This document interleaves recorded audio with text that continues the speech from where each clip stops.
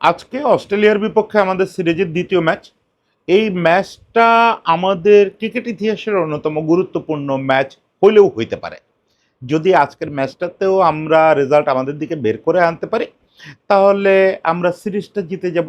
এবং সিরিজ জিতে গেলে এটা আমাদের, যেটা বললাম, ক্রিকেট ইতিহাসের জন্য খুব গুরুত্বপূর্ণ ব্যাপার হবে। কারণ আমরা ২৭ বিশ্বকাপটা সঙ্গে সঙ্গে কনফার্ম করে ফেলবো। আর এটা নিয়ে ওই যেসব গাণিতিক হিসাব নিকাশ থাকবে ওগুলো বাবা ছেড়ে দেবেন। বুঝবেন যে ২৭ বিশ্বকাপ কনফার্ম হয়ে গেছে এবং বিরাট একটা স্টেটমেন্ট চলে যাবে আন্তর্জাতিক ক্রিকেটে যে বাংলাদেশ আবার ওয়ানডে ক্রিকেটে তার জায়গায় ফিরে আসছে। এবং মনে রাখতে হবে, এর মাঝখানে কিন্তু আমরা টেস্টটা খেলা শিখছি, টি-20টাতে হাঁটি হাঁটি পার করছি। তার মানে আমরা অল ফরম্যাট একটা ভালো শেপে আসছি, যেটা আগে আর কখনো আসি নাই। এর আগে আমরা শুধু ওয়ানডে ভালো খেলতাম, বাকিগুলো একদমই পারতাম না। তাহলে অল ফরম্যাট একটা জায়গায় আসছে। ওকে, এই একটা ম্যাচ আমাদেরকে একটা স্ট্যান্ডার্ড সেট করে দিতে পারে। কিন্তু এই ম্যাচের আগে আমাদের দর্শকদের মধ্যে খুব বড় একটা আলোচনা হচ্ছে, আজকে কি সাইফকে বসায় সম্মুখে খেলানো হবে? হয়তো হবে। কারণ সাইফ বেশ কয়েকটা চান্স পেলেন আগের সিরিজে, রান পেলেন না। আবার এই সিরিজের প্রথম ম্যাচটায় চান্স পেলেন, রান পেলেন না। সবচেয়ে বড় কথা, সাইফকে দেখে বোঝা যাচ্ছে এই ছেলেটা ছন্দে নাই। He is not a poor batsman. সে যথেষ্ট ভালো ব্যাটসম্যান।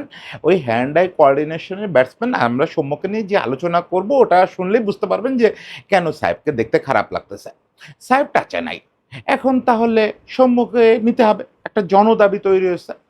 আমি এই জনদাবির চেয়েও আসলে গত কয়েকদিন ধরে ভাবতেছিলাম যে সৌম্য সরকারকে নিতে হবে। এই পরিস্থিতিটা কেন তৈরি হয় প্রতিবার?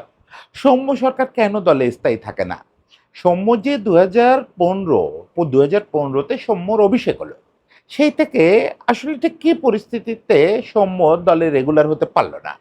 সৌম্যর তো আপনি যদি অ্যাভারেজ দেখেন, দলে যারা রেগুলার তাদের কারো চেয়ে অ্যাভারেজ খারাপ না। সৌম্যর যদি আপনি টোটাল রান দেখেন, এই এবার দ্বিতীয় দফা প্রত্যাবর্তনের পরে হাতুড়ু এবার ফিরে যখন তারে দলে ফিরালো, তারপর থেকেও তার রান একটা, ওই গত সিরিজের আগ পর্যন্ত এই ফেরার পর থেকে বাংলাদেশের সর্বোচ্চ রান ছিল ওয়ানডেতে তার। তাহলে ঠিক কি কারণে সৌম্য একাদশে নিয়মিত না? সৌম্যর সঙ্গে নির্বাচক, কোচ বা এদের কারোর জমি নিয়ে কোনো সমস্যা আছে? আমি যতদূর জানি না। সৌম্যর এলাকায় বাড়ি শুধু মুস্তাফিজের, তো মুস্তাফিজ তো ক্যাপ্টেনও না, কোচও না। ফলে জমি নিয়ে কোনো সমস্যা নিশ্চয়ই কারোর সঙ্গে নাই। বিদ্বেষের কোনো ব্যাপারও নাই। আপনারা যেগুলো মনে মনে ভাবেন অনেকে, সেগুলো যে নাই সেটা তো বোঝেন যে লিটন যেভাবে পজিশনটা ফিক্সড করে রাখে, তাতে সৌম্যর প্রতি ওরকম কোনো বিদ্বেষের ব্যাপারও নাই। তাহলে রহস্যটা কোথায়? এটা নিয়ে আমি অনেক দিন ধরে মাঝে মাঝে করে ভাবে, গত দুদিন এটা আমি একটু ফর্মে ফেলার চেষ্টা করলাম যে আসলে সৌম্য সরকার এমন একজন ব্যাটসম্যান যেটার সঙ্গে বাংলাদেশের ম্যানেজমেন্টের থিঙ্কিং প্রক্রিয়া এবং বাংলাদেশের ক্রিকেট চিন্তা, এই দুটো জিনিস ম্যাচ করে না। এই জন্যই সৌম্য সরকারকে বারবার খাবি খেতে হয়। একমাত্র হাথুরু সিংহে এই দেশে থাকলেই সৌম্য সরকার নিরাপত্তা পায়। এছাড়া সৌম্য সরকারকে কেউ ওইভাবে প্রয়োজনীয় ভেবে উঠতে পারে না। এটা আসলে আমাদের থিঙ্কিং লেভেলেরও সীমাবদ্ধতা, সৌম্য সরকারের ক্রিকেটেরও ভিন্নতা। এই দুটো জিনিস আজকে একটু আলাপ করব যে ঠিক কোথায় সৌম্য বাংলাদেশের সঙ্গে ম্যাচ করে না। শুরুতেই বলি, আমি প্রাণপণে চাচ্ছি ফুটবল বিশ্বকাপে ঢুকে যাওয়ার। ফুটবল বিশ্বকাপ আমার জন্য অবসেশন।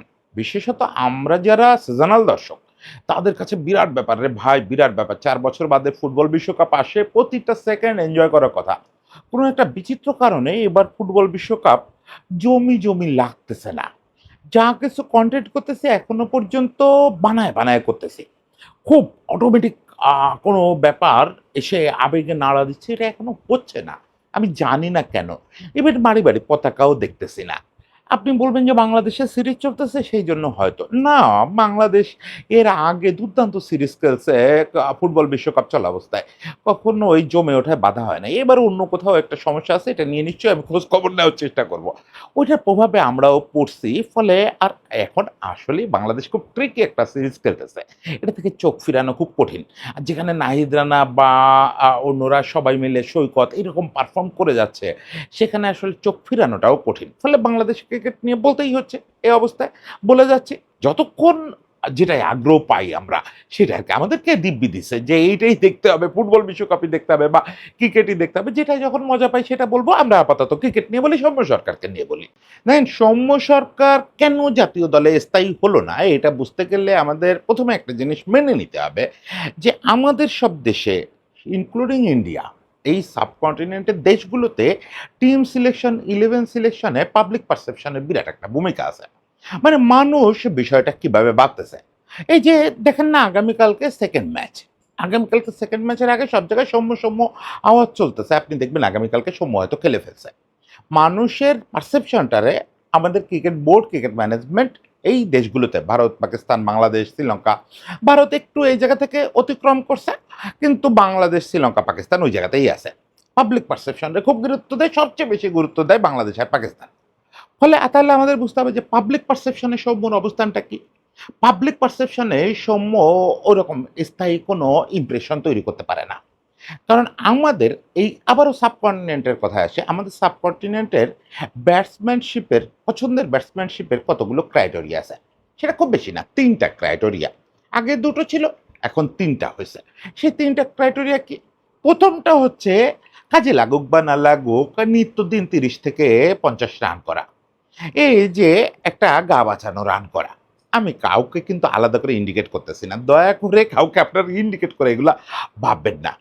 এই আমরা যেটা নেগেটিভ ব্যাটিং বলি, যে ক্যারিয়ার সেভিং ব্যাটিং। এই ক্যারিয়ার সেভিং ব্যাটিং এটাতে পাবলিক খুশি হয়। পাবলিক এদের নানা রকম নাম দেয়। ওয়ারিয়র, রান মেশিন, অমুক তমুক এসব নাম দেয়। এগুলোতে পাবলিক পারসেপশন তৈরি হয় এবং অ্যাভারেজটা জমজমাট হয়। আমরা অ্যাভারেজকে খুব গুরুত্ব দেই যে ওর অ্যাভারেজ হচ্ছে ৩৩। আমাদের দেশে ৩৩ অ্যাভারেজটাও গুরুত্বপূর্ণ। ৩৩, ফলে ওকে রাখতে হবে। কারণ ওই যে প্রায় দিন ক্যারিয়ার সেভিং ইনিংস খেলে, তাতে টিমের কি হলো না হলো কিছু যায় আসে না। এই একটা ক্যাটাগরি বাংলাদেশে বা এই সাবকন্টিনেন্টে গুরুত্ব পায়। আরেকটা ক্যাটাগরি হচ্ছে অ্যাস্থেটিক্যালি বিউটিফুল। মানে এই একেবারে নাম ধরে বলি, লিটন, আশরাফুল, অলকদা এরকম খেলোয়াড়। রানও হয়তো নিয়মিত পায় না, লিটন এখন নিয়মিত রান পায়। লিটনকে দয়া করে আক্রমণ করতেছি ভাববেন না। লিটন খুব নিয়মিত রান করতেছে এখন। কিন্তু রান নিয়মিত পাক বা না পাক, সে রানে কোনো কাজে লাগুক বা না লাগুক, এটা খুব বড় কোনো কথা না। বড় কথা হচ্ছে দেখতে সুন্দর। মানে ওই লিটন যখন একটা ফ্লিক করবে, আপনি হাঁ হয়ে চেয়ে থাকবেন। লিটন যখন একটা কাভার ড্রাইভ করবে, আপনি হয়ে যাবেন, ওরে বাবারে বাবা কি করলো। আশরাফুল যখন থার্ড ম্যানের উপর দিয়ে একটা শট করবে, আপনি হতভম্ব হয়ে যাবেন। ভাইরে ভাই, চোখ জুড়া গেছে। অলকদা যখন লেগ সাইডে একটা শট করবে, আপনি মুগ্ধ হয়ে যাবেন।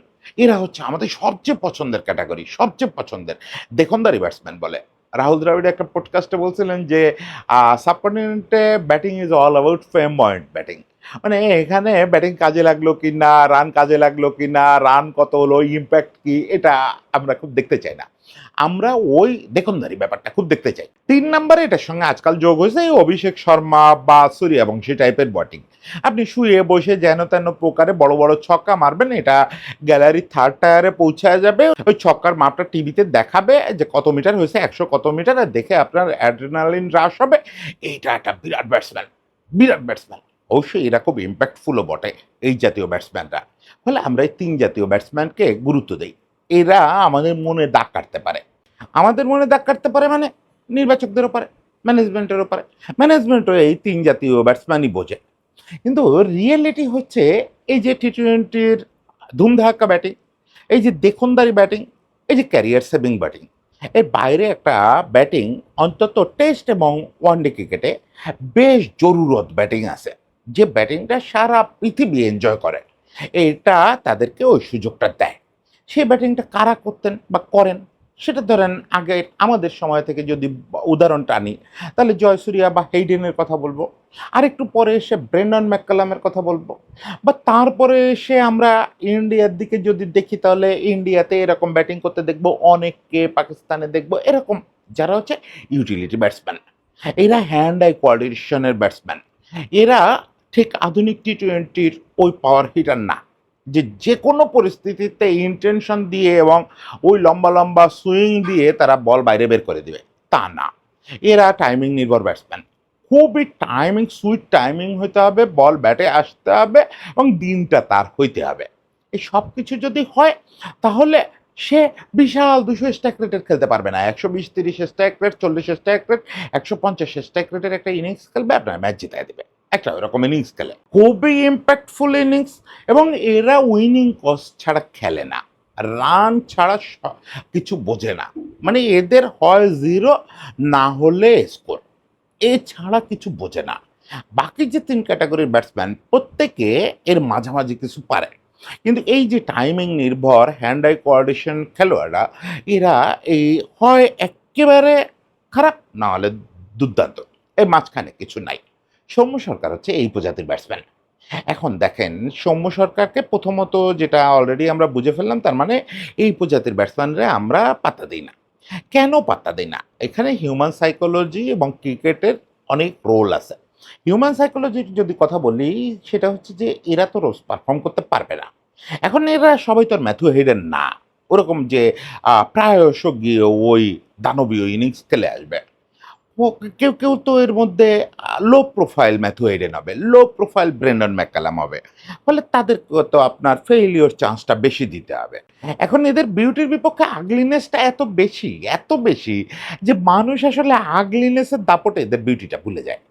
এই ব্যাটসম্যানদের বিরাট একটা সমস্যা হচ্ছে এরা যে দিনটা টাচে থাকে না, সেই দিনটাই দেখতে কুৎসিত লাগে। মানে ফর্মহীনতা বা লিন প্যাচের কথা বলতেছি না। মানে এদের তো আজকে রান পাবে, কালকে পাবে না, পরশু পাবে। আবার তারপর দিন পাবে না। কিন্তু যে দিনগুলোতে পাবে না, ওই দিনগুলো আপনার মাথায় এত বাজে ইমপ্রেশন তৈরি করে যাবে, আপনার মনে হবে যে গত ১ বছর ধরে কুৎসিত খেলতেছে এই ছেলেটা। কারণ কি? কারণ হচ্ছে টাইমিং হচ্ছে না, মানে ও আগে বা পরে ব্যাট চালাচ্ছে। বল ব্যাটে আসতেছে না, পেস কম বলের এবং বাউন্স কম, ফলে ও মানে প্রত্যেকটা শট আগের দিনের মতোই করতেছে। যেদিন সে ১৫০ করছিল ওরকমই শট করতেছে। কিন্তু লাগতেছে না। কুৎসিত লাগতেছে। আমরা এটারে বলতাম বাতাস পিটানো। বাতাস পিটানোর একটা ভঙ্গি করবে। পা যেহেতু মোটামুটি ফ্রন্ট ফুট কমিটেড অবস্থায় থাকে, পা আঠার মতো আটকে থাকে, দেখতে খুব কুৎসিত লাগে। আপনি দেখতেছেন পাশেই একটা ছেলে লিটন, সে মাত্র ২০ রান করলো, কি সুইট ৩ টা ৪ মারে গেল এর মধ্যে। আর এই ছেলেটা মানে রানও করতে পারতেছেন না, বলও নষ্ট হচ্ছে।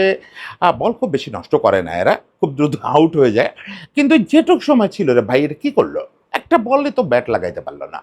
এর আগের ম্যাচটাই যে সে ৯১ রানের একটা ধ্বংসাত্মক ইনিংস খেললো, ওরকম ব্যাটিং করে, ওই সেম ব্যাটিংটা করে, ওটা আর মাথায় থাকে না।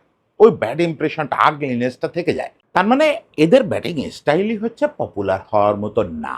আর সেটা যদি লো প্রোফাইল হয়, লো কোয়ালিটি বলতেছি না, লো কোয়ালিটি বলে পৃথিবীতে কিছু নাই। আমি বিশ্বাস করি সবাই হাই কোয়ালিটি। কিন্তু লো প্রোফাইল যদি হয়, যে হেইডেন কিন্তু হেইডেনের একটা লো প্রোফাইল সংস্করণ। ব্রেন্ডন ম্যাককালামের একটা লো প্রোফাইল সংস্করণ। তাহলে তার ফেইলিওর চান্সটা আরো বেশি না? ফলে আপনি তো দেখবেন ব্রেন্ডন ম্যাককালামের ক্ষেত্রে আপনি যেরকম দেখতেন ২ ম্যাচ রান, ১ ম্যাচ অফ। ওই ১ ম্যাচের আগলিনেস আপনি ২ ম্যাচের রান দিয়ে কাটায় উঠতে পারেন। কিন্তু এক্ষেত্রে তো হবে ২ ম্যাচ অফ, ১ ম্যাচ রান। যারা ক্যারিয়ার সেভিং ক্রিকেট খেলে বা বিউটিফুল শট করতে পারে, তাদের একটা সুবিধা হচ্ছে ব্যাড ডে কিন্তু ব্যাট ফর্ম না। ব্যাড ডে কিন্তু অলমোস্ট এরকম ঘুরতে থাকে। ওই যে সে তামিমের কথা, পৃথিবীটা কিন্তু গোল। এবং সেই গোলটা এমন না যে বছরে একবার ঘোরে। ওরা প্রতিদিন ঘোরে। আজকে আপনি যত ছন্দে আছেন, পরদিন ওই ছন্দটায় থাকবেন না। ফলে আজকে গুড ডে, কালকে ব্যাড ডে। এইরকম আসতেই থাকে ব্যাটসম্যানদের। ওর ভেতরে ২-১ টা পৃথিবীতে আসে, সচিন টেন্ডুলকার, বিরাট কোহলি, যাদের হচ্ছে প্রায় সব দিন গুড ডে। কিন্তু ব্যাড ডে আপনার অল্টারনেটিভ ডেতে আসতে থাকবে। ওই বাকিদের যেটা সুবিধা, যে লোক একটা অ্যাসথেটিক শট করতে পারে, যে লোক ক্যারিয়ার সেভিং ব্যাটিং করতে পারে, তারা ব্যাড ডেতে ও কে কুতে-টুতে ৩০ রান করে ফেলবে, ক্যারিয়ার সেভিং স্টাইলের ব্যাটসম্যান। করে মান বাঁচায় চলে যাবে, এভারেজ ঠিক রেখে। আর যে অ্যাসথেটিক ব্যাটিং করতে পারে, সে যেদিন ব্যাড ডে, সেদিনও ২ টো বিউটিফুল ৪ মেরে চলে যাবে। আপনার ওই ৪ এর ইমপ্রেশনটা থেকে যাবে। পাশে সেঞ্চুরি করা ছেলেটার মতোই মনে হবে। অনেক সময় দেখবেন স্কোর কার্ড রিভিউ না করলে খেয়াল থাকে না। ওই ২ টো ৪ এর ইমপ্রেশন এমন হয়, পাশে একটা ছেলে সেঞ্চুরি করছে, মনে হয় যে আপনি বলবেন কাউরে, বারবার লিটনের কথা বলতেছি, এই মুহূর্তে হচ্ছে বিউটিফুল ব্যাটসম্যান আমাদের নাই। এজন্য লিটনের কিন্তু কোনোভাবে অ্যাটাক করতেছি না। এইটা কেউ ভাববেন না। আপনি ধরেন একজন সেঞ্চুরি করছে, লিটন পাশাপাশি ২০ রান করছে। আপনার ওই ২০ রান কিন্তু সেঞ্চুরির মতোই মনে থাকবে। কারণ ও এত সুন্দর ২ টা শট করছে। ফলে বুঝলেন যে সৌম্য সরকারের যে ব্যাটিং স্টাইল, এটা ইমপ্রেশন তৈরি করতে পারে না। আরেকটা বড় ব্যাপার হচ্ছে যে ইমপ্রেশন তৈরি করতে পারার মতো সুযোগও পায় না বাংলাদেশে এরা। কারণ কি? কারণ হচ্ছে এই ধরনের টাইমিং নির্ভর খেলোয়াড়, হ্যান্ড আই কোঅর্ডিনেশন যাদের শেষ কথা, তাদের জন্য লাইসেন্স টু কিল বা ফ্রি লাইসেন্স পাওয়াটা খুব জরুরি। ধরেন ওই যে যারা ডিস্ট্রাকটিভ ব্যাটিং করে, মডার্ন ডে পাওয়ার হিটার বা অ্যাস্থেটিক্যালি সুন্দর ব্যাট করে বা ক্যারিয়ার সেভিং ব্যাটিং করে, এদের কারো লাইসেন্স টু কিল লাগে না। এদের ইনটেন্টটা যার, যার ইনটেন্ট অনুযায়ী খেললেই যথেষ্ট। কিন্তু এই যে ইয়েরা যারা টাইমিং নির্ভর ব্যাটসম্যান, তাদের ক্ষেত্রে হচ্ছে মাথার ভিতরে ওই তথ্যটা থাকা লাগে যে আমি আউট হলে কোনো সমস্যা নাই। আমি রান না করলে কোনো সমস্যা নাই। এটা যদি ক্যাপ্টেন এবং টিম তাকে এনশিওর না করে, সে ডিলেমায় পড়ে। আর এরা যত বেশি দ্বিধায় পড়ে, যত বেশি দ্বন্দ্বে পড়ে যে আমার রোলটা কি? আমি কি টিকে থাকার চেষ্টা করব? নাকি আমি আমার ক্যারেক্টার অনুযায়ী শট করতে থাকবো, টাইমিং করতে থাকবো? তত বেশি টাইমিং মিস হয়। যদি একবার দ্বিধা ঢুকে যায় নিজের রোলটা নিয়ে, নিজের ব্যাটিং নিয়ে, তাহলেই বারবার মিস টাইমিং হতে থাকবে। আর মাথার ভেতরে কোনো চিন্তা থাকতে পারবে না এদের। মাথাটা থাকবে একদম ব্লান্ট। একদম ফাঁকা মাথায় গিয়ে দুমদাম পিটাইতে থাকবে, দুমদাম পিটাইতে থাকবে। এই ফাঁকা মাথা আমরা তো আমাদের ব্যাটসম্যানদের, টপ অর্ডার ব্যাটসম্যানদের হতে দিতে পারি না। আমাদের ওই সুযোগ নাই। আমাদের টিমের ওই শক্তি নাই। ধরেন জয়সূর্যা এটা কেন করতে পারছেন? কারণ হচ্ছে তার মিডল অর্ডারে অরবিন্দ ডি সিলভা, অর্জুন রানাতুঙ্গা, গুরু সিংহে এইসব ব্যাটসম্যান ছিলেন। উনি জানতেন আমি ৯-১০ ব্যাটসম্যান, আমার টাইনে আয়না উপরে ব্যাট করাচ্ছে ডেভ। আমি পারলে পারলাম, না পারলে না পারলাম। আমার মাথায় কোনো চাপ নাই। আপনি হেডেনের কথা ভাবেন। হেডেন রান না করলে কি হবে? বিশ্বের ১ ইঞ্চি কোনো ক্ষতি হবে? অস্ট্রেলিয়ার ১ ইঞ্চি কোথাও দিয়ে কোনো সমস্যা হবে? হবে না তো। ওদের ব্যাটিং লাইন আপটার দিকে আপনি তাকান। রিকি পন্টিং আছে ওখানে, স্টিভ ওয়া আছে, ওর পার্টনার গিল ক্রিস্ট আছে। কি একটা ব্যাটিং লাইন আপ! ফলে ওদের কারো কোনো দুশ্চিন্তা ছিল না। এখন আমাদের top order, middle order, top middle বা মিডল অর্ডার থেকে কখনোই সৌম্যরে ওই অ্যাসুরেন্সটা দেওয়া যায় নাই যে, "সৌম্য তুই তোর খেলাটা খেল তো আমরা দেখতেছি আমাদেরটা। তুই যেদিন পেরে আসবি সেদিন তো আর আমাদের কিছু করতে হবে না। আমরা বড়জোর তোর রানটারে একটু বাড়ায়া নিয়ে যাবো। তুই যে জায়গায় নিয়ে যাবো ওইটারে আরেকটু বড় করব।" এই অ্যাসুরেন্স কোনোদিন পায় নাই। বরং উল্টে কি হয়েছে? উল্টে হয়েছে হচ্ছে যেই না হাথুরু সিং এ গেছে, সেই এসব ব্যাটসম্যানের ওই যে আগেই বললাম ফেইলিউর চান্স বেশি। ওর দুটো ফেইলিউরেই বিরাট করে এনে ওর রোল বদলানোর চেষ্টা করা হয়েছে। এটা একটা বিরাট খারাপ ব্যাপার। এর চেয়ে সরাসরি বাদ দিয়ে দেওয়া এসব ছেলেপেলেরে অনেক ভালো। আপনি সৌম্যর মতো ছেলে যে আসলে রোল বেস ক্রিকেট খেলে, যে জানতে চায় আমাকে কি করতে হবে। বেশিরভাগ ক্রিকেটার আপনাকে ওইটা জিজ্ঞেস করবে না যে, "ক্যাপ্টেন আমার কাজ কি মাঠে গিয়ে?" কারণ তোমার কাজ কি ওইটা মাঠে গেলে পরিস্থিতি অনুযায়ী খেলবা। কিন্তু এরা ওইটা বুঝতে চায় না। এরা ক্যাপ্টেনের কাছ থেকে পরিষ্কার জানতে চায় আমার কাজ কি? এখন সৌম্যরই যদি আপনি এরকম একটা ব্যাটসম্যানই যদি আপনি বারবার কনফিউজড করেন যে, "সৌম্য কালকে পর্যন্ত তুমি নতুন বলের ব্যাটসম্যান ছিলা। ১ বা ২ এ খেলছো। আজকে তুমি ৬ এ খেলবা। কালকে রেডি থাকো। কালকে ৩ নাম্বারে খেলতে হবে।" সকালে সৌম্য ব্যাট-ট্যাট করে যখন ৩ নাম্বারের জন্য রেডি তখন বলা হলো, "না তুমি ৮ এ যাও।" এই যে ছোটাছুটি করা, এই ছেলেটা হাথুরু সিংয়ে ১ম দফা দেশ ছাড়ার পরে ব্যাট করে নাই এমন কোনো পজিশন নাই। শুধু বোধহয় ১০-১১ তে ব্যাট করে নাই। আজকে ৬ এ আপনি ওর ইয়েটা দেখেন, কোনো সময় যদি সুযোগ পান ওর ইনিংস বাই ইনিংস যে লিস্টটা পাওয়া যায় এখানে নাম্বার দেখবেন যে কোন, কোন পজিশনে ব্যাট করছে। ও এটা আপনি তাজ্জব হয়ে যাবেন। এই ৩, পরের দিন ৬, পরের দিন ৮, তারপরের দিন ৫, তারপরের দিন ৪ এরকম সাফল হয়েছে। ফলে ছেলেটা তার রোল নিয়ে কনফিউজড হয়ে গেছে। দেখেন মানে এমনিতেই তো নতুন বল এই যে লাস্ট যে নিউজিল্যান্ডের বিপক্ষে ওরে ২ টো ম্যাচ খেলানো হলো। এই ২ টো ম্যাচ ওরে ৩ নাম্বারে খেলানো হয়েছে। আমার আপনার কাছে মনে হয় যে দুটোই তো টপ অর্ডার, দুটোই তো নতুন বলের খেলা। গেছিস তো বাবা ৩ বল পরেই। তারা ৩ নাম্বার আর ৪ নাম্বার কি না। সাইকোলজিক্যালি বিরাট ডিফারেন্স। এটা সব ব্যাটসম্যানের জন্যই। আর এই যারা রোল ভিত্তিক খেলা চায়, এক্কেবারে টাইমিং নির্ভর ব্যাটসম্যান, এদের কাছে ভাই এই এন্ড আর ওই এন্ডও বিরাট ব্যাপার। মানে আমি স্ট্রাইকার হিসাবে খেলবো না নন স্ট্রাইকার হিসাবে খেলবো। আগেই তামিম ভাইয়ের কাছ থেকে জানতে হবে আগের দিন রাতে। তামিম ভাই কালকে কি আমার স্ট্রাইক দিবেন না আপনি স্ট্রাইক নিবেন? ১ নাম্বার না ২ নাম্বার ওইটাও ম্যাটার করে। সেখানে আপনি ৩ নাম্বারে পাঠাইতে পারবেন না উইথআউট নোটিস। আপনার যদি খেলাইতেই হয় অনেক আগে থেকে প্রিপেয়ার করতে হবে যে, "সৌম্য আগামী সিরিজটা তুই ৩ নাম্বারে খেলবি কিন্তু সবকটা ম্যাচ। ওইভাবে তুই নিজেরে রেডি কর।" এই ছেলে রেডি হওয়ার সময় জীবনেও পায় নাই। আজকে এখানে কালকে ওখানে। ফলে আরো কনফিউজড হইছে, আরো অধারাবাহিক হইছে। এরপরে আরেকটা জিনিস খুবই খারাপ হয়েছে এই ছেলেটার সঙ্গে সেটা হচ্ছে ওভার কোচিং। এমনিতে যেকোনো পদের স্ট্রোক মেকার, যেকোনো পদের স্ট্রোক মেকার দিন দুনিয়ার তার সঙ্গে আপনি ওভার কোচিং করলে সে শেষ। এই ওভার কোচিং এর শিকার যে বাংলাদেশে কতজন ক্রিকেটার হয়েছে এটা তালিকা করতে বসলে এরকম বই হয়ে যাবে। আল শাহরিয়ার রোকন থেকে শুরু করে আশরাফুল, অলক কাপালি, ইভেন লিটন, সৌম্য অনেকেই ওভার কোচিং এর শিকার। এটা কেউ এরা হয়তো স্বীকার করবে না, কিন্তু আমি একদম চোখের সামনে দেখছি এরা কি পরিমাণে ওভার কোচিং এর শিকার। ন্যাচারাল স্ট্রোক মেকারদের খুব বেশি কোচিং করাইতে হয় না। এইটা নিয়ে কারোর যদি কনফিউশন থাকে, গ্রেগ চ্যাপেলের অসাধারণ লেখা আছে, বিশাল লেখা, প্রায় ৪,০০০ শব্দের মতো লেখা আছে। যদিও গ্রেগ নিজে লাইফে এটা ফলো করেন নাই লেখাটা। ইন্ডিয়াতে আসার পরে ওভার কোচিংই করাইছিলেন। যাই হোক, পণ্ডিত হিসাবে গ্রেগ চ্যাপেল ওটা বুঝাইয়া গেছেন যে ওভার কোচিং কেন করাইতে হয় না। ওভার কোচিং কিভাবে ন্যাচারাল স্ট্রোক মেকারদের শেষ করে দেয়। এই জিনিসটা সৌম্যরে খুব সাফার করেছে। যখনই সে ২ ম্যাচ রান পাচ্ছে না, তখনই ব্যাটিং কোচ বা কোচ এসে বলতেছে, "দেখি তোর গ্রিপটা দেখা তো একটু। ওই যে তুই ব্যাট ধরতেছিস, এই গ্রিপটা দেখা তো। তোর ব্যাক লিফটটা দেখি। এই তোর ফ্রন্ট ফুট তো নড়ে না।" আরে ভাই, ফ্রন্ট ফুট নড়ে না দিয়েই তো ১৬০ করে। ফ্রন্ট ফুট নড়ে না দিয়েই তো ইনসাইড আউট করে ছক্কাটা মারে। ওই ফ্রন্ট ফুট নড়ানোর দায়িত্ব আপনার না।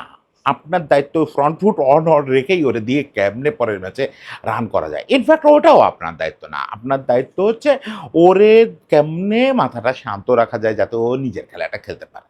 ব্যাটিং কোচ ন্যাশনাল পর্যায়ে, ইন্টারন্যাশনাল পর্যায়ে তার দায়িত্ব এটা না যে ওর ফ্রন্ট ফুট ঠিকঠাক করা বা ওরে দিয়ে রান করানো।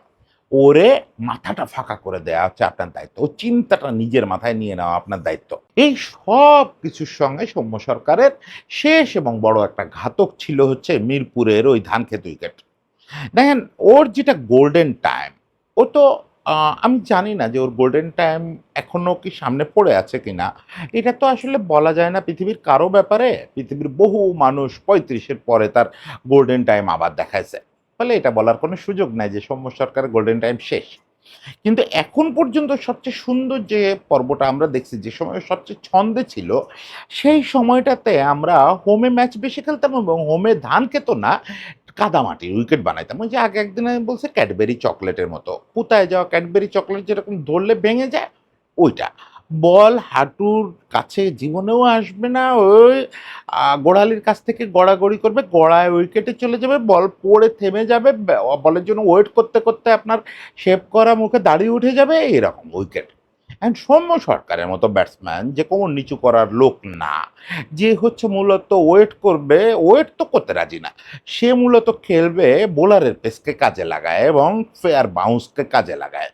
সে জায়গায় দাঁড়ায় ফ্রন্ট ফুট সলিড রেখে সে ব্যাট চালায় যাবে টাইমিংয়ের উপরে, বলটা সুন্দর ব্যাটে আসবে, সুন্দর পেস থাকবে, ওই পেসকেই সে রান করার ক্ষেত্রে কাজে লাগাবে। তার জন্য ওইটা মরণ ফাঁদ। ফলে দিনের পর দিন ওখানে ব্যাট করতে হওয়া এরকম স্ট্রোক মেকারদের সবার জন্য ক্ষতিকর। সেটা লিটন বলেন, আশরাফুল বলেন।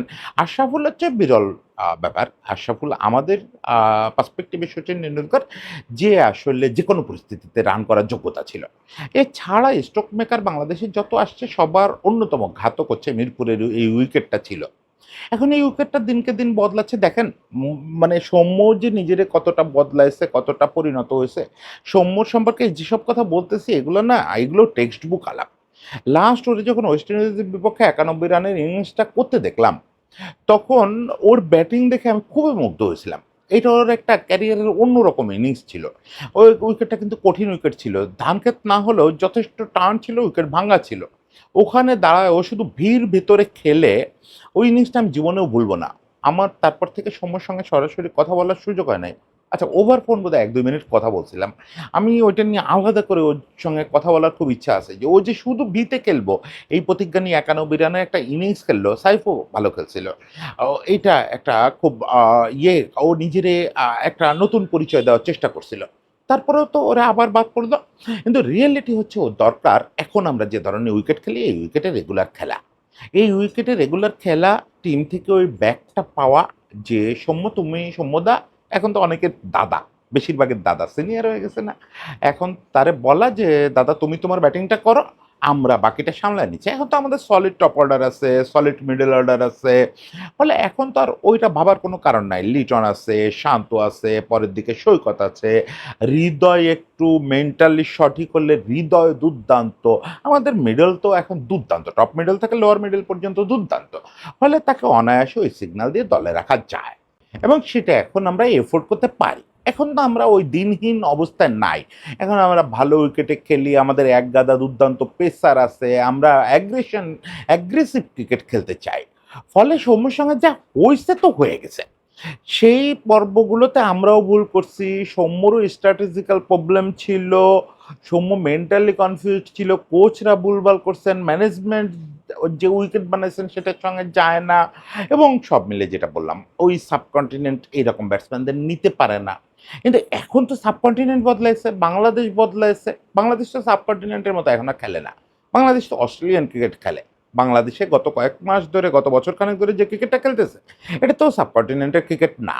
সবাই বাংলাদেশকে এখন সেনা কান্ট্রিতে দেখতে চাচ্ছেন।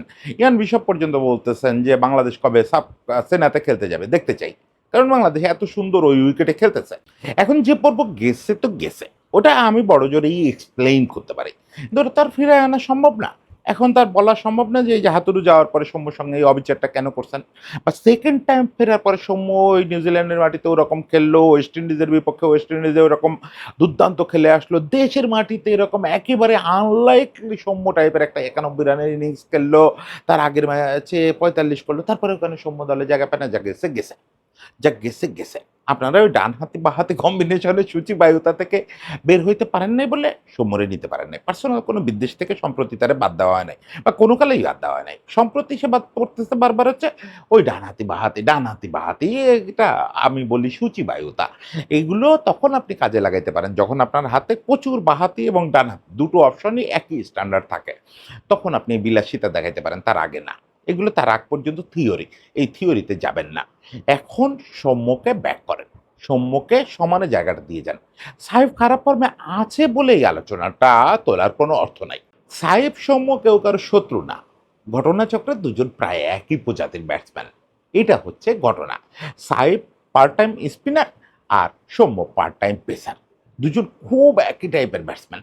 এখন সাহেব একেবারে আউট অফ ফর্ম, সাহেবের ব্যাট ডে যাচ্ছে তা না, আউট অফ ফর্ম, ফলে সাহেব বসে যাবে, সৌম্য নিয়মিত সুযোগ পেতে থাকবে। আবার সাহেব ফর্মে আসবে, নিজেকে পরীক্ষিত করে, পরীক্ষা দিয়ে পাশ করে আবার ফর্মে আসবে, আবার কম্পিটিশন হবে। আমরা এই হেলদি কম্পিটিশন দেখতে চাই, এবং সৌম্য এই বয়সে একটা সেটেলমেন্ট ডিজার্ভ করে। সেই সেটেলমেন্টটা এটাও হতে পারে যে না সৌম্য, তোমাকে আমরা আর দলে ডাকবো না, তুমি নিজের রূপ বদলায় না ফেলা পর্যন্ত আর জীবনেও ডাকবো না তোমারে, বলে দেন। সেটাও একটা সেটেলমেন্ট তো। সবসময় সেটেলমেন্ট মানেই পজিটিভ কেন? আপনারা যদি নেগেটিভ করতে চান সেটাও করেন, কিন্তু ছেলেটাকে ওর জীবনটা এই দ্বিধার মধ্যে আর রাখেন না। আমি মোটামুটি ওর দিকে তাকাইলে বুঝি, ওর প্র্যাকটিসের ছবি টবি যখন দেখি, অনেকদিন তো মাঠে সরাসরি দেখি না, কিন্তু আমি দেখলে বুঝি যে ছেলেটা একটা ঘোরের মধ্যে হাঁটাহাঁটি করতেছে। ও জানে না what to do, what is coming next, আগামীকাল সকালে কি হতে যাচ্ছে ও জানে না। এই জিনিসটা না একটা মানুষের জীবন, ক্যারিয়ার সবকিছুর জন্য খুব ধ্বংসাত্মক, খুব ধ্বংসাত্মক। সম্প্রতি সে একটা ইন্টারভিউতে কথা বলছে, আমার কাছে একটু এলোমেলো মনে হয়েছে। ও নিজেই এক্সপ্লেইন করতে পারতেছে না যে ওর জীবনে কি হইছে। এটার কারণ হচ্ছে ও এখনো পর্যন্ত জানে না যে ওর আগামী দিনটা কি হবে। আগামীকাল সকালে ওর সকালটা ওর জন্য কি নিয়ে আসতেছে। এই কনফিউশন স্টেটে ছেলেটাকে রাখেন না। ও এখন আর ছেলেটা নাই। ও এখন লোকটা হয়ে গেছে, বড় হয়ে গেছে। সেই ছোট্ট সৌম্য সরকার নাই। এখন একটা সিনিয়র গাই হয়ে গেছে। তার প্রতি এই আচরণটা আর করা ঠিক হবে না।